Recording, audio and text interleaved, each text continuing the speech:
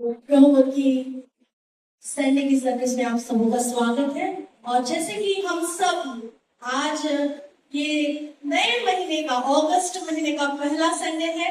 जैसे हम every month के फर्स्ट संडे में हम प्रॉमिस वर्ड लेते हैं, उस महीने के पूरे महीने के लिए हम उस वचन से, उसके वचन के आधार पर हम मानते हैं कि खुदावन की ओर से बाइबल में, ये पवित्र शास्त्र में से जो वचन हमारे लिए आता है वो हमारी जिंदगी को बदलने वाला होता है ना।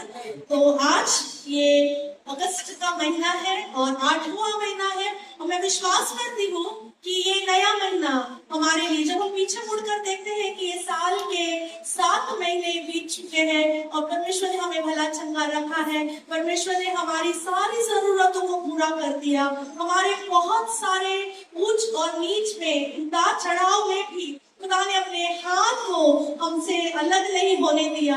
वो हमारे साथ लगातार चलता रहा और प्रभु का बड़ा धन्यवाद है कि जैसे जैसे उसने अपने प्रोमिसेस को हमारे जीवन में रखा है वो पूरा करने वाला परमेश्वर है, वायदे को पूरा करने वाला परमेश्वर खुदा है। कहता है कि मैंने जो तुम्हारे लिए वचन दिया हुआ है मैं उसके लिए जागरूक हूँ। तो खुदा, एक बार मनुष्य भूल जाते हैं अपने वायदों को, लेकिन खुदा अपने वायदों को कभी भी नहीं भूलता।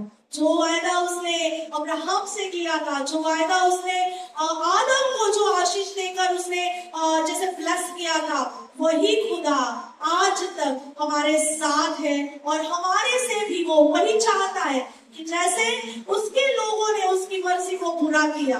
बाइबल में जितने प्रभु के दास है, जितने लोगों का वर्णन पवित्र शास्त्र हमें बताती है, हम देखते हैं कि उन सबों के जीवन में परमेश्वर ने अपने वायदे को पूरा किया। क्योंकि अगर हम भी उसी बात से एनकरेज हो जाए कि वायदों का खुदा हमारे जीवन में इस महीने के लिए क्या वायदे रखता है। हालेलुया। सबसे महत्वपूर्ण है कि 7 महीने बीत चुके हैं, ये 7 महीनों में खुदा विश्वास योग्य रहा और अभी आगे भी वही खुदा हमारे साथ में आगे भी चलने वाला खुदा है। हालेलुया।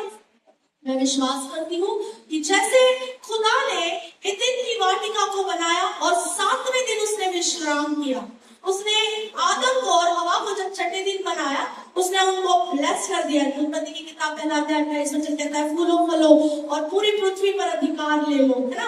तो खुदा ने जो अधिकार दिया था उस अधिकार को जब शुरू करने का दिन आया, 8वां दिन, क्योंकि 6 दिन परमेश्वर ने काम कर पूरी सृष्टि की रचना कर 7वें दिन उसने विश्राम किया। लेकिन जब 8वां दिन आया तो काम उस वायदे पर काम करने वाला दिन है। 8 ये नंबर न्यू बिगिनिंग को दिखाता है, नई शुरुआत। जो खुदा ने एक शुरुआत करके दे दी उस पर काम करने वाली नई शुरुआत। सो ये 8वां महीना, अगस्त का महीना, हमारे लिए परमेश्वर की ओर से रिपोजिशनिंग को लाता है। रिपोजिशनिंग का मतलब है जहां पर हम हैं, जिस अवस्था में हम हैं, उस अवस्था में हम अगले महीने नहीं रहने वाले। हम बदलते चले जाएंगे, हम आगे बढ़ते चले जाएंगे। हम अगर किसी अवस्था में आज है 7 महीनों तक या इस दिन तक आप अपनी माइंड सेट में, अपनी सोचों में, अपने विचारों में, अपने स्वभाव में कहीं हुआ करते थे, ये नया महीना हमारे लिए आगे बढ़ने वाला महीना है। ये नया महीना हमारे लिए नई दिशा की ओर बढ़ने वाला महीना है। आपने सबों ने वो वचन को पढ़ा होगा, लेकिन जो कलीसिया के जो ग्रुप में नहीं है तो मैं उन सबों के लिए, और आज ये परमेश्वर के भवन में जब हम आए हैं एक साथ नए महीने के लिए इस वचन को डिक्लेयर करेंगे। मैं आप सबों से निवेदन करती हूँ कि अपने स्थानों पर खड़े हो जाए। जब आप परमेश्वर के वचन को डिक्लेयर कर रहे हैं तो ये वचन मानो हमारे ऊपर स्थिर हो जाता है। मेरे साथ निकालिएगा व्यवस्था विवरण की किताब, उसका 2 अध्याय और 2 वचन। हम सब मिलकर एक मन होकर अपने आप के लिए पढ़िएगा, आप किसी और के लिए नहीं। ये वायदा वचन है, अपने आप के लिए पढ़िएगा। शायद पढ़ते समय आपको इसकी गहराई समझ में नहीं आएगी, लेकिन जब मैं परमेश्वर की आत्मा से जब इस बात को कहने जा रही हूँ तो शायद आप समझ नहीं पाओगे। ड्यूटेरोनॉमी चैप्टर 2 उसका 2 सेकंड वर्स। व्यवस्था विवरण उसका 2 अध्याय और 2 और 3 वचन हम पढ़ेंगे। क्या सबने निकाल लिया? ओके, हम पढ़ेंगे एक साथ मिलकर। व्यवस्था विवरण उसका 2 अध्याय और उसका 2 और 3 वचन हम पढ़ेंगे। तब यहोवा ने मुझसे कहा, तुम लोगों को इस पहाड़ के बाहर बाहर चलते हुए बहुत दिन बीत गए, अब घूमकर उत्तर की ओर चलो। आमीन, प्रेज़ गॉड। आप अपने स्थानों पर बैठ सकते हैं। खुदावन यहाँ पर अपने वचन के अनुसार हमें कह रहा है, आज का ये वचन हमारे लिए, हम सबों के लिए है।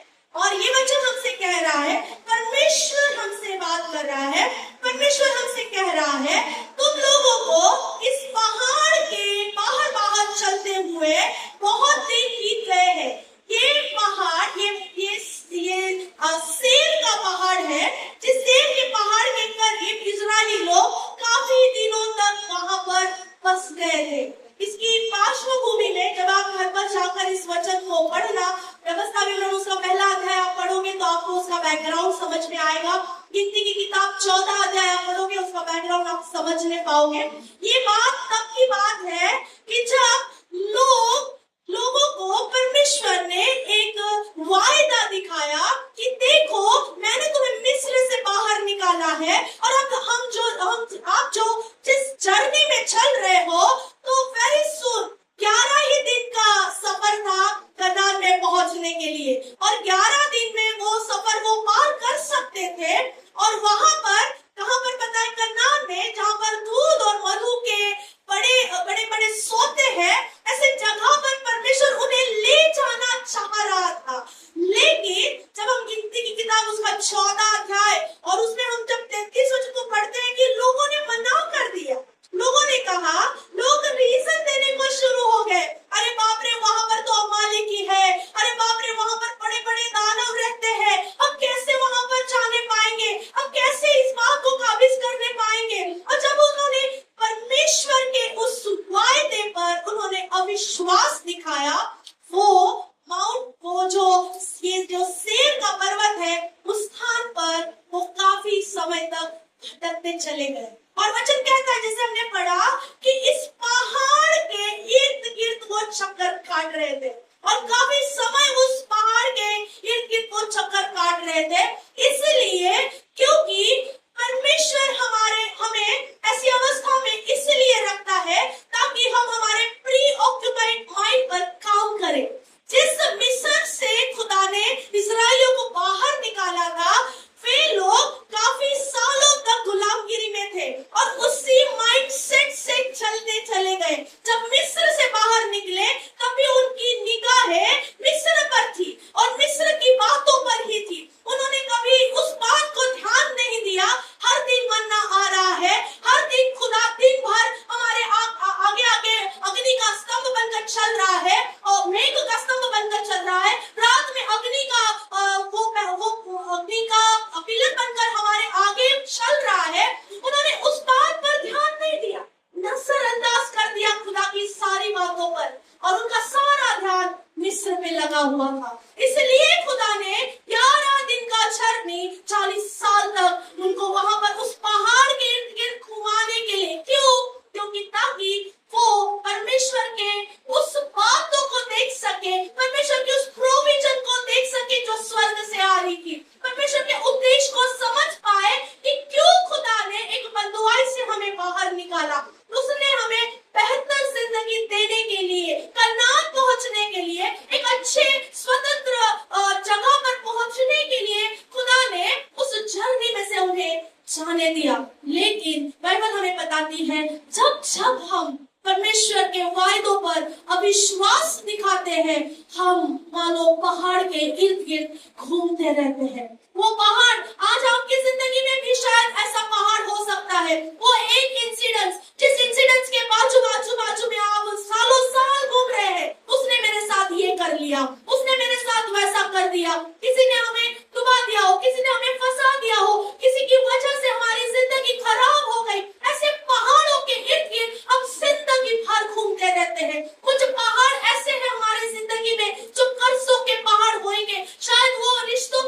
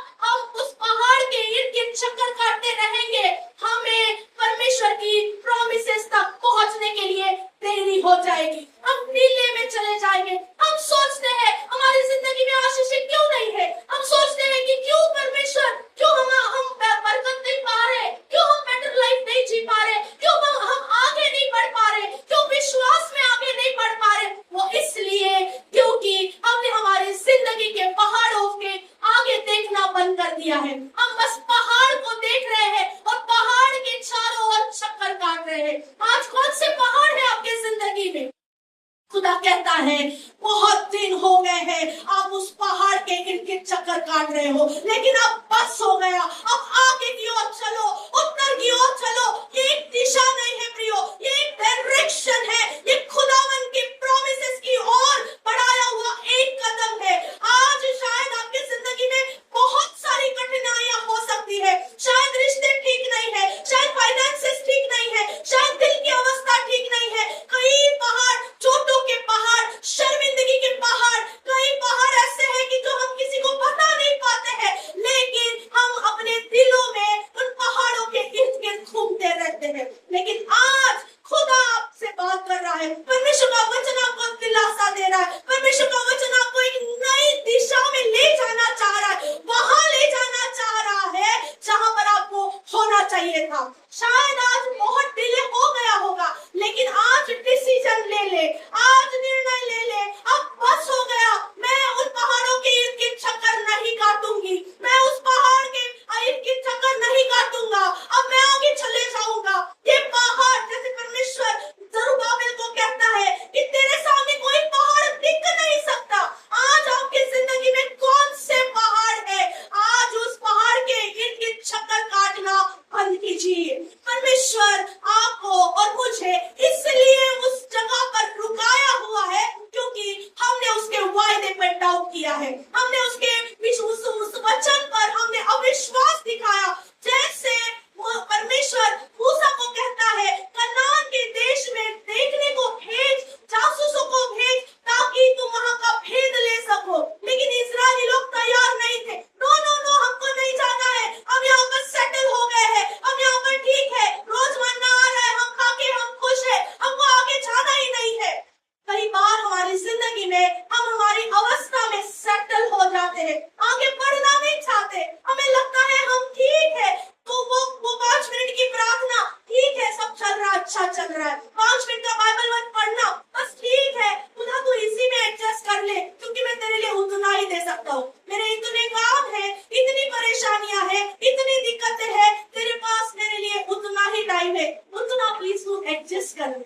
हम खुदा को एडजस्टमेंट में लाते हैं। इस्राएली लोगों ने भी खुदा को बदलना चाहा, लेकिन खुदा ने कहा कि अभी तुमने या अभी वचन को पढ़िए, आपको कान में आ जाएगा जब मैं किस बारे में बोल रही हूँ। गिनती के अध्याय उसका 14 अध्याय और 34 वचन हम पढ़ेंगे। जितने दिन तुम उस देश का भेद लेते रहे अर्थात 40 दिन उनकी गिनती के अनुसार दिन पीछे एक वर्ष अर्थात 40 वर्ष तक तुम अपने अधर्म का दंड उठाए रहोगे, तब तुम जान लोगे कि मेरा विरोध क्या है। परमेश्वर का वचन यहाँ कह रहा है एक दिन, एक वर्ष के समान खुदा ने उनको 40 दिन एक जगह पर रुकने के लिए लगाया, इसलिए ताकि वो परमेश्वर की उस बात को, उसके उद्देश्य को समझने पाए। मिस्र से तो निकले, लेकिन मिस्र उनके अंदर से निकला नहीं था, उनके दिलों में से मिस्र निकला नहीं था, इसलिए खुदा ने उनको 40 साल तक जंगल में भटकाया। वो अपनी जर्नी को पूरा नहीं करने पाए क्योंकि वो जानते थे, उन्होंने बोला, चीजों को बोला, अपने मुंह से बोला कि नहीं नहीं हम ये नहीं कर सकते हैं। जब यहोशू और कालेब के सामने बात आई तो उन्होंने कहा हम कर सकते हैं, हम चले जाएंगे, खुदा हमारे साथ है। तो उन्होंने वहां पर अपने आप को बोला कि हम तो मानो टिड्डियों के समान उनके सामने हैं, हम उधर काबिज नहीं कर सकते हैं। कई बार हमारी जिंदगियों में भी हमारे दिए गए प्रोमिसेस पर हम कहते हैं हम नहीं कर सकते हैं और खुदा के उस वायदे को हम तुच्छ जानते हैं। और अगर हमने ऐसी कोई बात, खुदा के वायदे को तुच्छ जाना है, तो हम उस पहाड़ के इर्द गिर्द मानो कितने साल बैठे रहेंगे। आज दिन है पश्चाताप करने का, उस अविश्वास के लिए पश्चाताप करने के लिए, उस डाउट के ऊपर पश्चाताप करने के लिए कि खुदा तूने मेरे लिए जो रचा है, तूने जो मेरे लिए सोचा है, खुदा उसे पूरा कर। मेरे सोचों के परे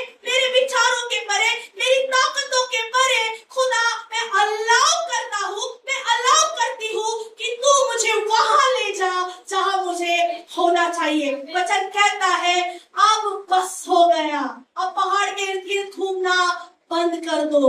वो जिंदगी के कौन से पहाड़ है जिसके इर्द गिर्द आप घूम रहे हो?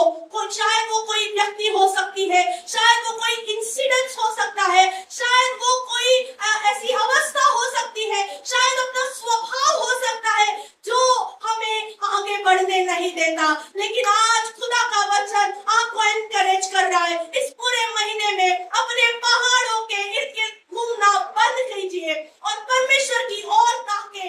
खुदा आपको जहां ले जा रहा है वहां पर जाने के लिए तैयार हो जाए। हम कहते तो है खुदा मेरी परिस्थिति बदल, मेरी सिचुएशन को बदल, लेकिन जब खुदा बदलने के लिए सोचता है हम तैयार नहीं होते। जब हम यूसुफ का उदाहरण देखते हैं, जब यूसुफ को प्रधानमंत्री बनना था, एक दिन में नहीं बना प्रियो, उसे बहुत सारी प्रोसेस में से जाना पड़ा। हमें भी खुदा ऐसी प्रोसेस में से ले जाता है, जैसे इजरायली लोग 40 साल उस प्रोसेस में से चले गए लेकिन कनान नहीं पहुंचने पाए। क्यों? क्योंकि प्रोसेस में वो कुड़कुड़ाहट थी, प्रोसेस में एक्सेप्टेंस नहीं था, प्रोसेस में जब ट्रेनिंग थी, ट्रेनिंग पसंद नहीं किए लोगों ने, ट्रेनिंग को पॉजिटिवली नहीं लिया, ट्रेनिंग को नेगेटिवली ले लिया, इस वजह से अपनी मंजिल तक पहुंचने नहीं पाए। आज खुदा का वचन हमारे लिए यही कह रहा है, अपनी ट्रेनिंग को पॉजिटिवली लीजिएगा। परमेश्वर आपको जो कह रहा है वो कीजिएगा। परमेश्वर जहां ले जा रहा है वहां पर जाने के लिए तैयार हो जाइए।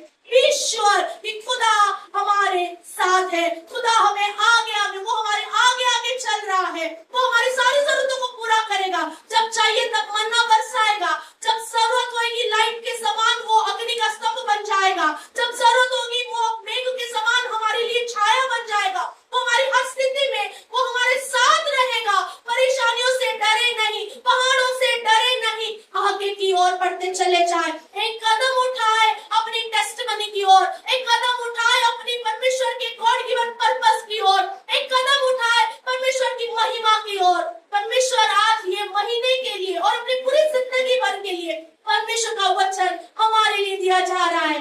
पहाड़ के इर्द गिर्द मत घूमिएगा, उत्तर की ओर एक डायरेक्शन, परमेश्वर के गॉड गिवन डायरेक्शन में आगे बढ़ते चले जाइएगा। परमेश्वर करे इस वचन के द्वारा आप सबको आशीष करें। आमीन। Praise God.